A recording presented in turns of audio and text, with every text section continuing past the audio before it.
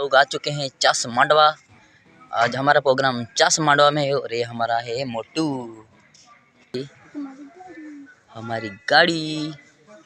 और यहाँ पर हम प्रोग्राम करने वाले हैं। ये हमारा ड्राइवर है और गाइस ये देख सकते हो ये हमारे कलाकार है।